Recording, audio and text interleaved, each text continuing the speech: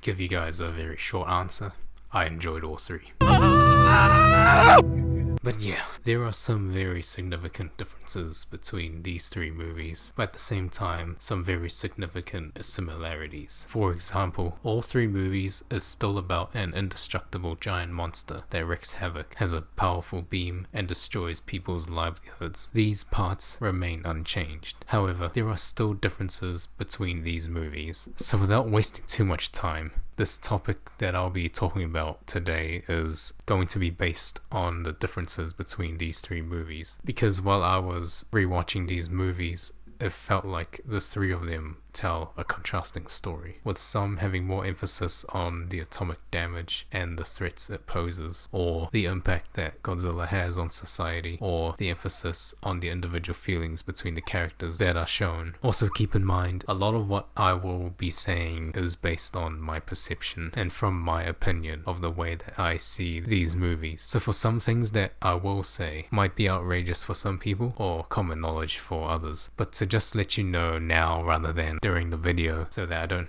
have to make too many explanations. So without giving too long of an introduction, let's skip the intro and go straight into the topic.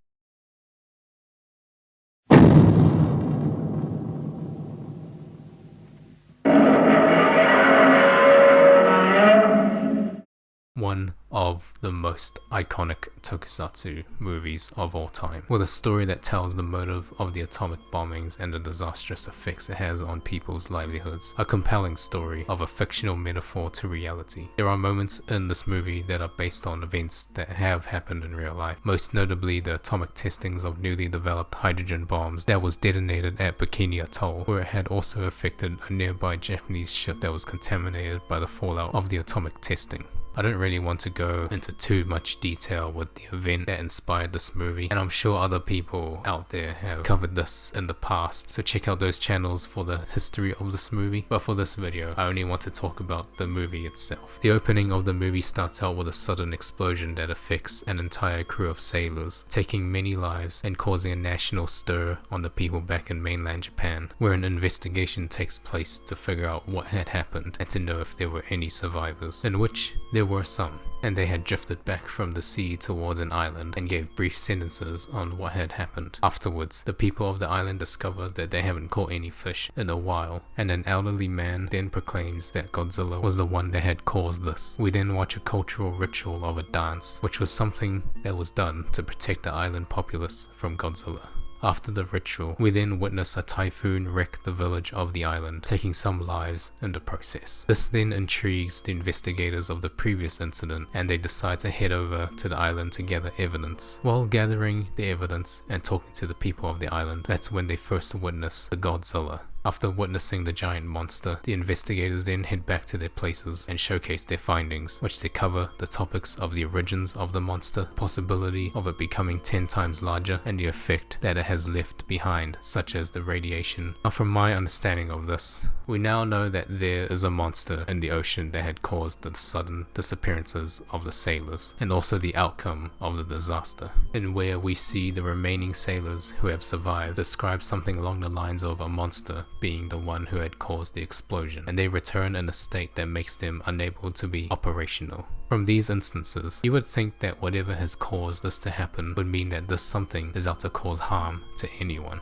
in which this idea gets further developed when we see a sudden typhoon that appears over the villages of the island, which takes the lives of the villagers that were directly affected by it. These incidents can only be caused by something big, which was proven with the evidences of the footprints that were left behind, as the legend of the people of the island have said that it is Godzilla who had caused this, and with the giant monster making its first appearance, people were in fear and in awe as they were witnessing the monster for the first time. However, when Godzilla appeared, it seemed to not have done what was supposedly expected. The monster did not attack anyone when it showed itself. It is natural for a person to fear something that is beyond them or is beyond their control, and with the news of the sailors and ships disappearing, it would be natural for the people in this movie to begin to initially fear the origin of what had caused this destructions. However, the big bad monster that people had feared didn't seem to want to cause any harm, although there wasn't any sort of reasoning as to why Godzilla had approached the land. One might think that its only just curious and wanting to explore, or as one of the villagers have said, 海の上を食い尽くすと今度は陸へ上がってきて人間までも食うそうだ。昔は長くしけの続く時には若え娘っ子を生贄にして大沖へ流したもんだ。So the intent of Godzilla may not have 100% been the motive to cause harm, but that the sheer size of the monster and the previous accidental destruction it's caused may have brought upon the perception that the monster is out for harm, when in reality the monster was probably acting like any other animal on Earth, living, breathing, eating, surviving, etc. However, with the reported destructions that was caused by the monster, whether intentional or not, had prompted a response from the main government to act on this situation. Without too much thought in what they would do to eliminate the problem, in which that was what was done. They set up a plan to eliminate the problem by dropping bombs into the ocean in hopes that it would remove the monster immediately, only for it to anger the monster, and where it would then come back to the mainland and cause the biggest destruction the people of Japan would face. This destruction is then represented as something that is similar to the Tokyo fire bombings and a parallel metaphor to the atomic bombs, where each scene shows absolute chaos, with fire burning, buildings tumbling down, and people watching in fear.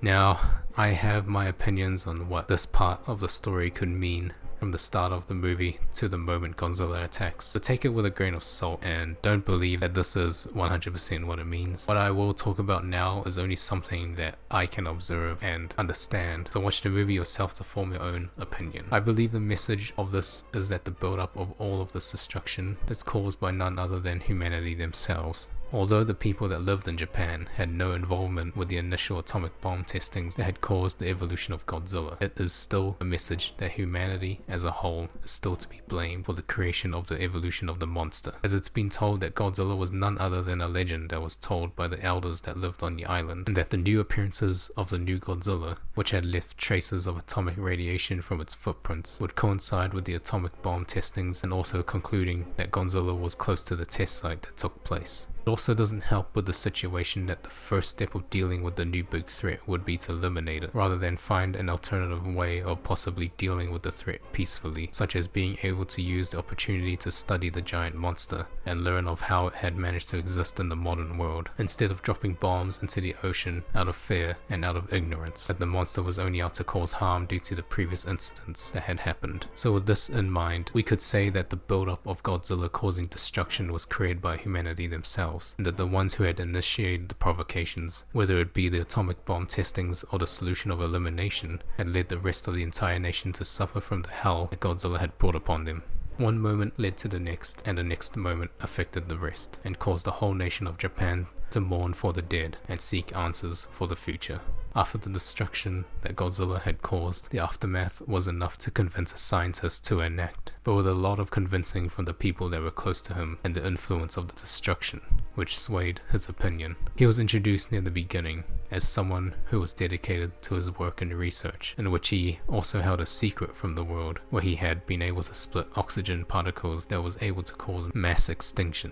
His work had horrified him, as he feared that this accidental finding would be stolen by others to be used as a means for the military and for the possibility of mass destruction. He had kept this a secret for as long as he could, until he revealed it to someone who was close to him. With the destruction caused by Godzilla, he then gets convinced by the people who he had either told or had found out from a word of mouth. After being convinced, he then decides that he would use the oxygen destroyer, but on the condition that no one will be able to learn from his findings. So as him and his friend enacts the mission to eliminate Godzilla, he then stays behind in the ocean, sending his friend back up to the surface so that he could be saved. Then his invention is used and it eliminates Godzilla from the face of the earth and takes away his own life as well, dying by the invention in which he had created, so that it prevents anyone in the world to be able to know of the secrets of being able to recreate the oxygen destroyer. Now, as we all know, this fictional story of Professor Serizawa was a metaphor to Robert Oppenheimer, the father of the atomic bomb. I don't really want to get into too many details with the parallels between the metaphor and the reality, but to summarize from my point of view, the story of Professor Serizawa felt like something that was wanted to happen in reality rather than the real outcome. I'm not trying to say that this fictional story should have been the reality instead of the atomic bombs. What I'm trying to say is this: Professor Serizawa was a scientist that had only good intentions for himself and for the world. Rather than exploiting his invention and trying to profit off of his successes, he decides to hide it from the world. He knew that what he invented was something that could harm an innumerable amount of people and endanger a large number of ecosystems that thrived in the ocean. So he knew of the power and influence that his invention had, even admitting that it had the potential to be more powerful than the atomic bombs. So when there was a potential use for the invention, he knew that he must use his invention for the purpose of saving the rest of humanity by ending the threat of a giant monster so that no more destruction would be brought upon. But in doing so, he decides for himself that in order for there to end the destruction, he also wanted to prevent humanity from weaponizing his invention, as there could be a possibility of humanity causing destruction on themselves, and without telling anyone, he decides that it was best for the world that he would be eliminated by his own invention, while bringing down the monster that had caused the destruction, preventing any future of humanity facing destruction from his invention or destruction from Godzilla. Which is interesting. Godzilla's path of destruction could be seen as something that is comparable to atomic bombings, leaving behind a wasteland of fire and rubble and creating mass destruction, and none of the attacks on Godzilla had any effect on the monster. None of the attempts to stop Godzilla had laid a scratch. Godzilla was a monster that was indestructible in the eyes of the characters. It seemed like nothing was able to eliminate the monster, except for Serizawa's invention, which is ironic. In order to be able to end the destruction of something that is already powerful, you need something that is more powerful than the previous destruction. Something that could cause 10 times the mass destruction. Something that could eliminate an ecosystem off the face of the earth. This whole movie is a perfect irony of reality. In reality, in order for the Second World War to fully declare its end, the atomic bombs were used to force the surrender of the Imperial Japanese Army. And in this fictional story, in order for the end of any possible future destruction from Godzilla, it needed to use the oxygen destroyer to eliminate the possibility that Godzilla can return. But with the alternate fictional story having the main inventor of the oxygen destroyer eliminate himself with his invention, so that his invention wouldn't cause any future usage where it could be turned into a militarized weapon. In reality, the nuclear atomic weapons that was created in Los Alamos, New Mexico during the Second World War have now been weaponized since the first usage, and can be used by militaries worldwide to cause mass destruction. It's a movie that's against the usage of the atomic bombs, a movie that displays the cause and the effect, but one with an ending that had showed the need for it and the betterment of never needing it again.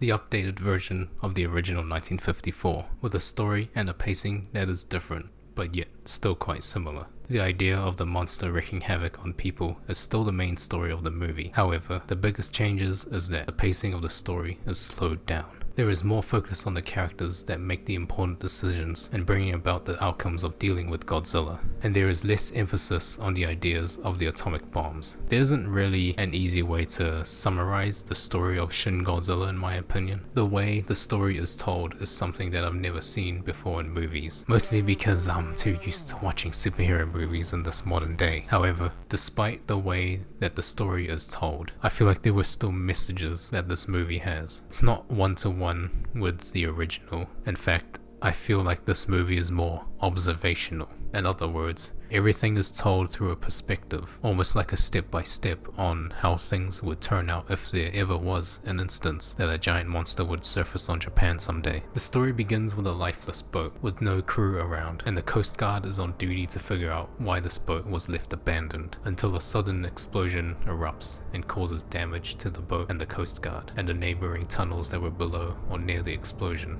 An investigation then takes place. From then onwards, we see the steps, the processes, and the importance the leaders have in making sure that whatever they do, they will minimize the amount of damage and chaos that that can be spread from this incident. As we see in the later scenes, where people in charge of the damage control work out different solutions to minimize the impact and making sure that the information that they receive is clear and is accurate to what is being recorded. Then they are able to drip feed the information to the public so that they can minimize the chaos and the possible fear that the public may hold on the incident. Obviously, the information they receive and what was initially true turn out to be false, such as the notion that the unidentified monster wasn't able to walk on land until it was able to walk on land, and they believed that the monster wasn't able to stand up and walk on two legs until it was able to stand up and walk on two legs, and eventually growing bigger than what people had initially thought.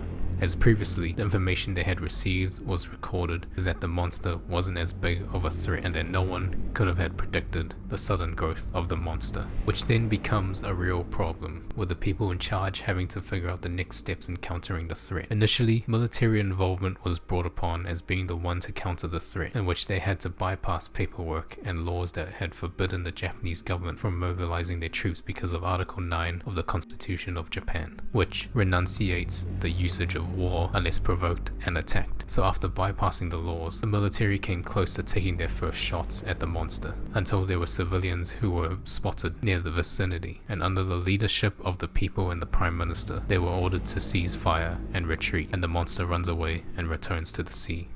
There were a lot of important decisions that were made, with a lot of errors that came with it along the way. Everyone in the cabinet and the people involved with countering the monster had a lot of commitment within this first part of the movie. We see the courage that each person makes to justify their claims and to carry out their tasks in being able to minimize as much damage as possible. So much is already at stake in this first part of the movie, mostly to do with the fact that the first priority was to protect the civilian populace. But to be quite frank, most of the problems that had arisen could have been solved if military involvement wasn't restricted because of Article 9 and many other laws. However, I do see the reasoning behind these restrictions, as it is something that post-war Japan had enacted as a path to becoming a peaceful nation after the Second World War. But with the other factors during the story of this first part of the movie, I think it all makes sense if it gets applied to a real-world situation. The idea that there is still a lot of uncertainty behind the information,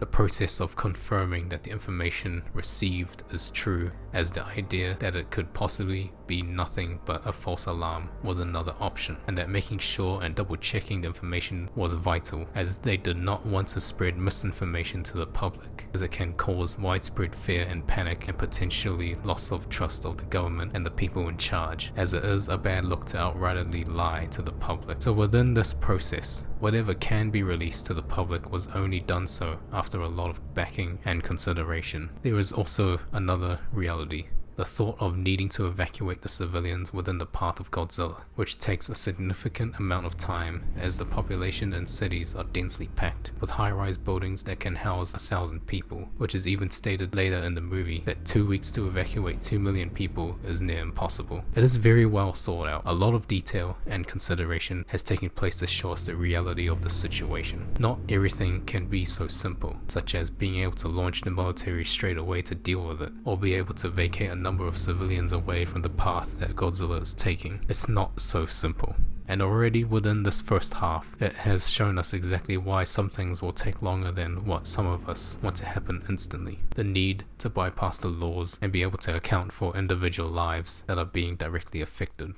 With the work that has been put into dealing with this conflict already causing massive drama, it would only get worse when the monster returns, and even 10 times bigger than before, going beyond the first notion that the monster wouldn't be able to walk on land. From here, we see the same people in charge, with the help of having foreign influences like the US Air Force and the Self-Defense Forces of Japan, come back with an initial plan of countering the monster, only for it to handle all types of firepower that was being thrown towards the monster, walking away from it all without a single scratch, until it was badly hurt by a US bomber, in which it then unleashes all its power, burning, destroying, and annihilating everything that was within its path, causing mass destruction, creating a night of hell with a sea of flames, and affecting the lifestyle of an entire country.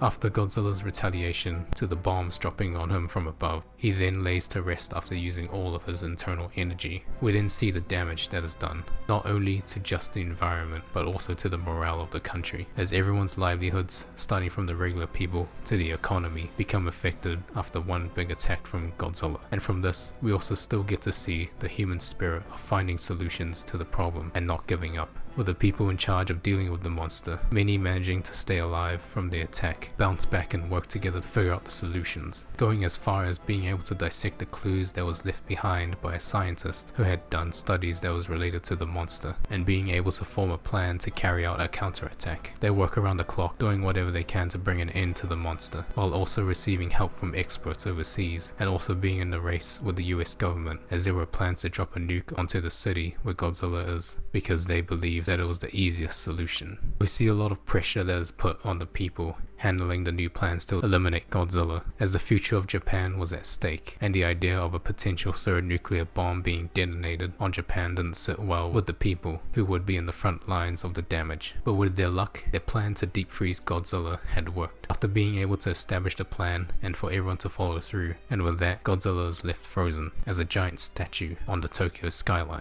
being alluded to something that could be seen as a reminder of the one monster that caused Japan to stand still. Now, this movie had really surprised me. The first time watching it, I didn't expect it to feel so different from the original 1954 movie. Even though there are themes and there are ideas of the usage of nuclear weapons causing mass destruction, but the way that this story is told didn't really feel like it had put too much emphasis on the reason why that atomic nuclear bombs should never be used. Mostly because when there was a moment where they mentioned how Godzilla may have potentially came to be, how it had consumed quantities of discarded nuclear waste in the ocean, the people in charge of dealing with Godzilla then find ways to use the new information they have found as clues to figure out the puzzles that had them confused. In other words, although there are mentions of the nuclear bombs, the people in charge use it to find a solution to an alternative way, such as coming up with the idea of countering energy that could be considered hot, with the opposite of it being a deep freezing coolant that reverses the state of hot nuclear energy. It's as simple as this. This movie is about people finding solutions to a problem and acting on it accordingly to whatever information has been given. That's how I would describe this movie. Also, one detail to mention about this movie. I love the idea of the monster being able to evolve during the movie. It reminds me of a book I read about the physics of the universe. Off topic here, I know, but since I noticed the detail and the irony of the 1954 movie, I might as well mention this one. To get to the point, the idea of entropy, as cosmology would explain it, it is the rise and disorder of all energy and matter in the universe. Without explaining too much, to put it into my summarized description, it is essentially the continued expansion from something that was once considered orderly. An example would be having the pages of a book be numbered from 1 to 100, then throwing it in the air, and then the numbers become scattered and disordered. But imagine this situation, but it kept growing, bigger and more disordered. The more you kept throwing the pages, the more disordered it becomes. If you were to gather them back without orderly tidying them back to page 1 to 100, you would instead have a book with random page numbers being aligned together. This example reminds me of the evolving Godzilla in this movie, something that started out as potentially something small, consuming the discarded nuclear waste and then growing bigger and being able to evolve as every second passes, to the point where it becomes so big and so disordered, it then gains the ability to shoot a nuclear beam out of its mouth and out of its back and out of its tail, and causing large amounts of chaos, destroying a number of buildings and engulfing the entire city in flames. It was very interesting to watch. I didn't really expect the usage of cosmological entropy to be used in this movie, although I don't think the writers or anyone involved with this movie had thought about using this application, but regardless, I really liked how it was done, whether intentional or not. So to summarize, in my opinion, I don't really see too many deep messages being portrayed in this movie. The only exception that I can think of is that the human will to find solutions to the problem is greater than any threat, including a giant monster destroying the livelihoods within the city. The characters involved are put under a lot of pressure to make the important decisions and making sure that the majority of the population is safe from destruction, and that the teamwork was important and gathering as much information as they can to figure out the the clues that were left behind, form plans to counter the threat, and have communication with important people who had also had the power in being able to change the tide of the conflict into their own favor. Not really a movie that tells something I would regard as showing us the deeper message, but this movie shows us that humanity as a group can do many wonders in the world.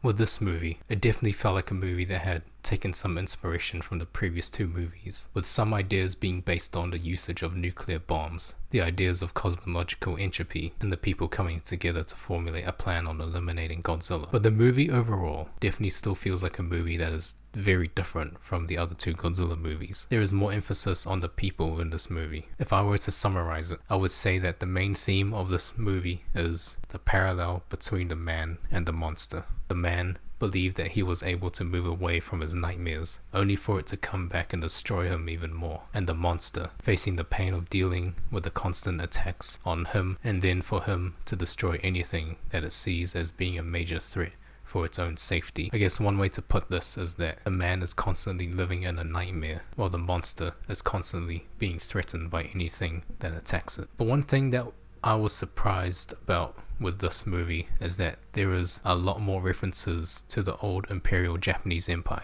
It was previously only mentioned in the other two movies, but with Minus One, they had the story be revolved around it in one way or another. For example, the movie directly starting out with the plot being based on near the end of the Second World War, and having majority of the characters be someone who was once a part of the former Imperial military. I guess with this, it sort of gives a bit of perspective of the Japanese point of view of the Second World War, as the main character goes through a lot of stress, mostly undergoing the thought of constantly reliving his nightmare, and the talks of the former Imperial soldiers being against having to enact their duties again. Regardless, this is only one of the topics that is different from the other two Godzilla movies. So, the beginning of the movie begins with a kamikaze pilot who had fled his duty, as he had feared the thought of death, so he faked a report that his plane had faults and that it had malfunctioned. Later on, the pilot and the mechanics crew stationed on the island come across a giant monster. Scared, they run to safety, and the captain of the crew tell the pilot to use the machine gun that was mounted to his plane to kill the monster. As he prepares his shot, he is left frozen in fear,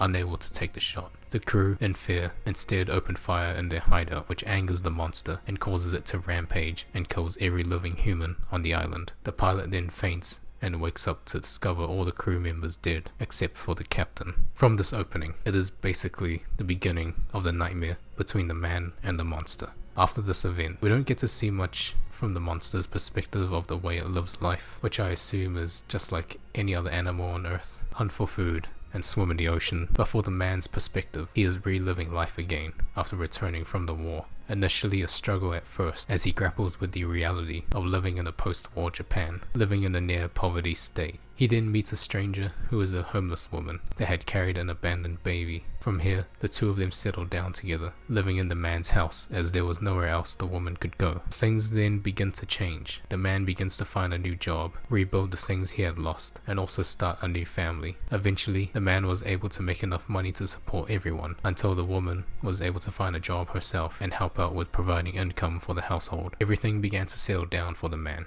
All until he faces a mission with his co-workers on laying down traps on the monster to delay time for when a repaired battleship will arrive back from Singapore. From here, his trauma comes back and he reveals what had happened on the island to his co-workers and begins to take matters into his own hands. During the appearance of the monster, he was still frozen in fear, but managed to overcome his fear and fire his shots towards the monster. It then turns into a cat and mouse chase, where the crew would drop sea mines and hope to be able to hurt the monster while the monster is giving chase. However, the sea mines don't do any damage until an undifused sea mine ends up in the monster's mouth and the man was able to shoot into it and ignite it. Then it damages the monster, but it heals quickly and it begins its attack. But before the monster could do any harm, The battleship arrives just in time to fire its shots towards the monster. However, this only angers the monster even more, and the monster begins to destroy the ship. The ship, however, had managed to hurt the monster during the monster attacks, but the monster retaliates with a powerful nuclear beam that destroys the entire ship and her crew, which leaves the man and his crew horrified, as the monster that had once haunted the man before had come back 10 times bigger and stronger beyond his capability of having hopes that he would take his revenge against the monster.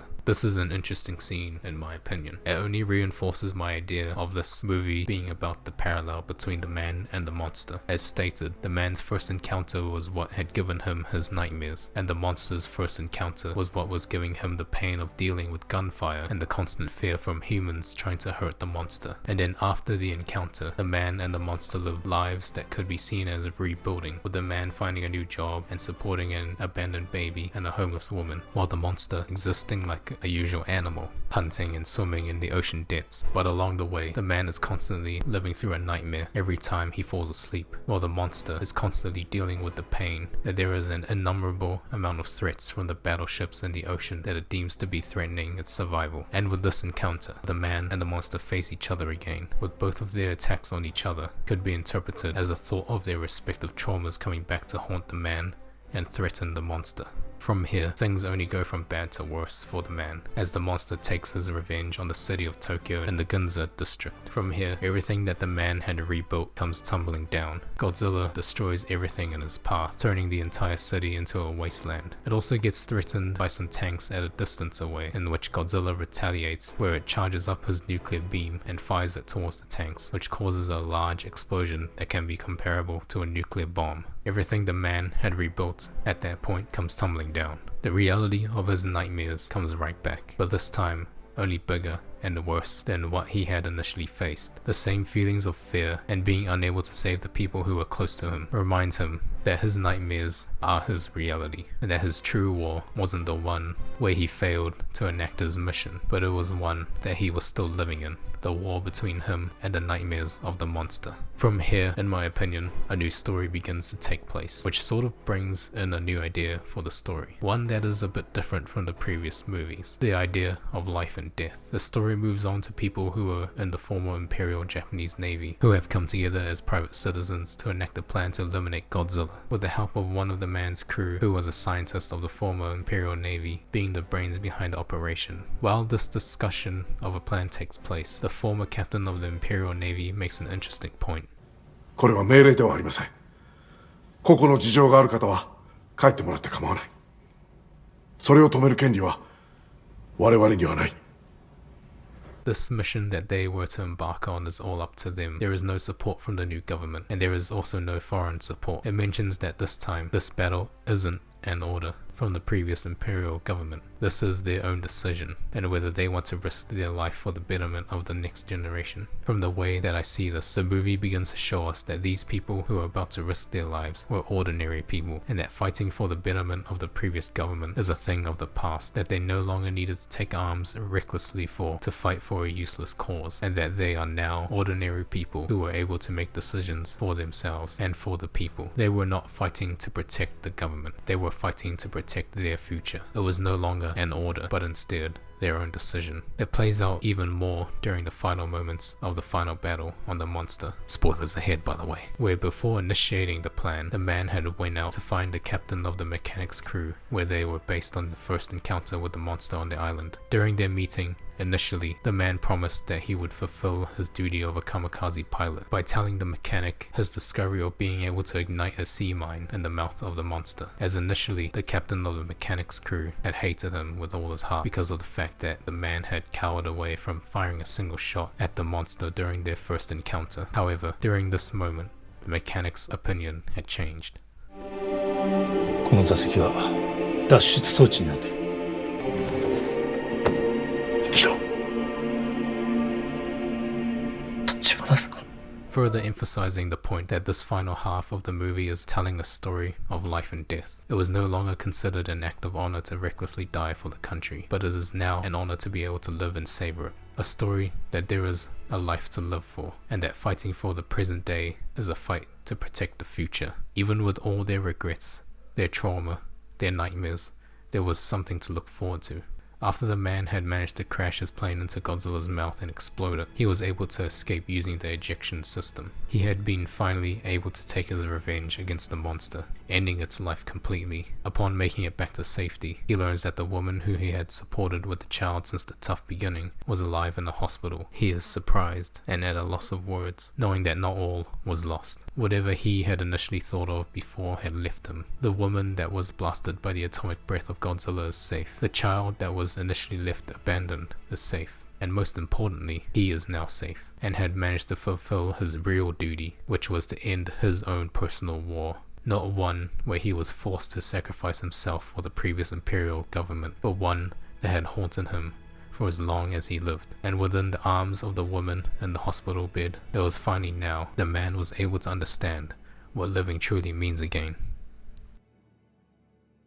It is a very different story from the previous movies, one that puts things into a different perspective, a more personal story of trauma and recovery. I also like the idea of giving Godzilla a purpose in this story. In the past iterations, Godzilla was there to only wreak havoc on society, being a monster that threatens, destroys, and ignites a giant beam of flames onto regular human beings. But this iteration treats it more like an animal that was fighting for survival. The constant barrages of bullets and bombs being sent his way, and the way that it perceives warships or regular ships as threats. I think that it would be similar to the way some animals would respond. Although for many animals, they would usually be running away from the sight of people or other predators of the animal kingdom, which is natural instincts for survival, the fight or flight mentality, ensuring that the next generation of their species is able to survive and prevent extinction. In the case of this depiction of Godzilla, it seems to be more of an apex predator in the animal kingdom, responding to threats by attacking its predators, ensuring its survival that the threats are to be taken care of, which is interesting. You would think that for most animals in the animal kingdom, they would run away from the threats, but I guess since Godzilla is able to harness the power of being near indestructible, having a super healing factor where it's able to recover itself quickly, and being able to fire a nuclear beam that is almost a replica to that of a nuclear bomb, then I guess it makes sense that it would see itself as a being that is above the humans on the food chain, a natural instinct that the threats it receives isn't something to fear and run away from, but something that is only annoying to the monster. However,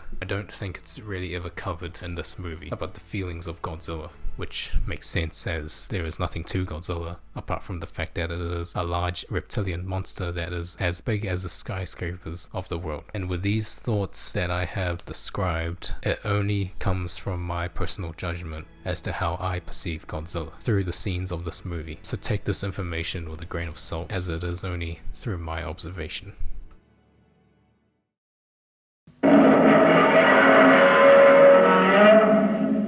So overall, each of these movies tell a story that is unique and original from each other. The themes of these movies, whether it would be about the atomic bombs from Godzilla 1954, a realistic interpretation of an invading monster from Shin Godzilla, or a story of a man dealing with the nightmares of a monster from Godzilla Minus One, are deep, emotional, and provide a message of the cause and effect of the aftermath of destruction. Even though there are elements of these movies that still technically remain the same, such as a giant monster wreaking havoc on human beings, these stories are still written in a way that doesn't necessarily rely too much on the fact that Godzilla will inevitably destroy the city. Instead, these stories build up to it, giving us the drama and the emotion of the human characters that are in distress and the eventual overcoming of the problems that initially tears them down. In my opinion, I think all three movies are great. This comparison video is only to discuss the differences and the ideas and themes that are told between the three movies, as they are written uniquely in a way and where these three movies feel completely different from each other. They are very great movies, and I highly suggest people to watch them. Unless you like this Godzilla, then, well, I don't know what to say. So leave your comments down below. I'm bound to have missed out on some points that may not have been discussed. So if you guys do point something out that I may not have mentioned, then feel free to talk about it. And that's the video. See you guys soon. Bye.